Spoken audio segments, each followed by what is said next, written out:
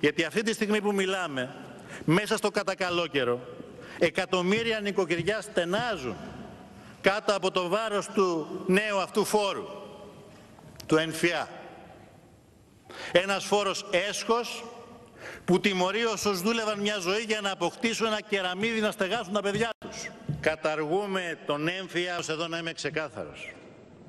Και καλώ όλους τους πολίτες στις παρούσες συνθήκες και με δεδομένες τις ασφικτικές πιέσεις που υφιστάμεθα να ανταποκριθούν στην εθνική προσπάθεια και να καταβάλουν τις τελευταίες δόσεις.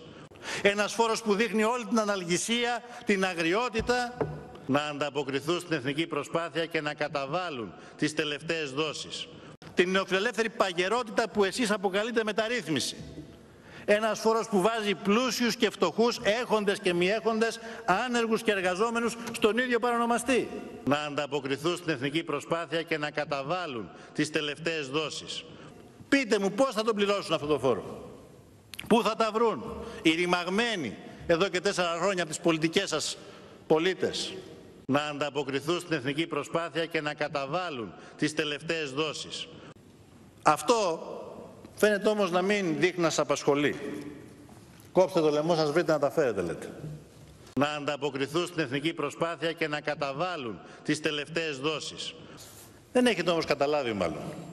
Έχετε εικόνα από το τι συμβαίνει αυτή τη στιγμή στην πραγματικότητα. Ποια είναι η πραγματική εικόνα. Η πραγματική εικόνα είναι αδυναμία πληρωμής για τη μεγάλη πλειοψηφία.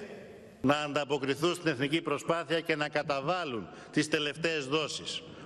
Έχετε εικόνα για τα αρνητικά αποτελέσματα που θα έχει αυτό στην οικονομία, για τη διάλυση της οικονομίας, για το κλείσιμο επιχειρήσεων που θα προκαλέσετε. Να ανταποκριθούν στην εθνική προσπάθεια και να καταβάλουν τις τελευταίες δόσεις. Να σας πω λοιπόν εγώ τι αποτέλεσμα θα έχει αυτός ο φόρος.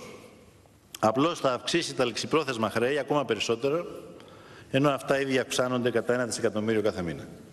Να ανταποκριθούν στην εθνική προσπάθεια και να καταβάλουν τις τελευταίες δόσεις. Και έρχεστε εδώ και κοροϊδεύετε τον κόσμο. Και έρχεστε εδώ και κοροϊδεύετε τον κόσμο.